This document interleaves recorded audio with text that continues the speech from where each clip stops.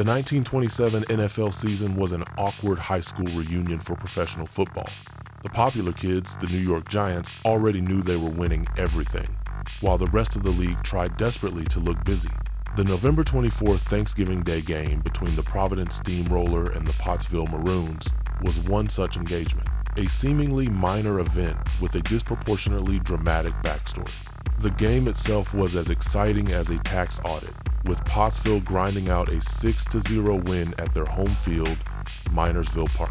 The Steamroller, who were actually a solid, up-and-coming team led by future Hall of Famer Jimmy Conzelman, were merely passing through on their way to a fifth-place finish and their own 1928 championship title.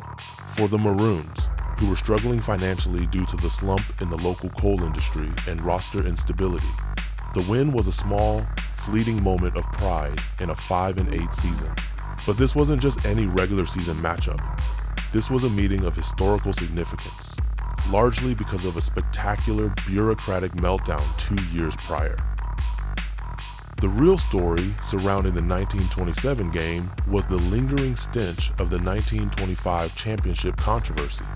Back then, the Maroons were champions in everything but name, until they committed an NFL cardinal sin. They scheduled an unauthorized exhibition game against the Notre Dame All-Stars in Philadelphia to make some much-needed cash. NFL President Joe Carr, a man who presumably loved rules more than oxygen, saw red. This violated the territorial rights of the Frankfurt Yellow Jackets. Carr didn't just fine them, he suspended them from the league entirely and made them ineligible for the 1925 title. The league then awarded the championship to the Chicago Cardinals, who padded their schedule with games against opponents that likely included the local butcher and baker. The final irony? That fateful 1925 season was supposed to end with a game against, you guessed it, the Providence Steam Roller. Legacy and aftermath. By 1927, the NFL had consolidated into a more stable league of 12 teams, flexing its muscles of governance. The consequences of the 1925 affair hung over the Maroons like a dark cloud. The lost revenue and penalties contributed significantly to their financial collapse. The primary effects of this historical saga were not about the 1927 score.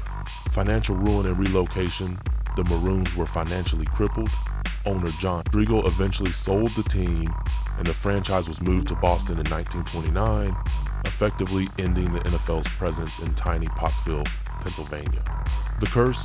Fans never forgave the NFL. The controversy created the enduring legend of the curse of the Pottsville Maroons, which allegedly prevents the Cardinals franchise, now the Arizona Cardinals, from winning a Super Bowl, a narrative that holds up surprisingly well over the decades. A stronger NFL, the iron-fisted ruling solidified the NFL commissioner's power and established the importance of territorial integrity rules, helping the fledgling league professionalize and ensure its long-term survival, even if it meant crushing a small town's dreams in the process.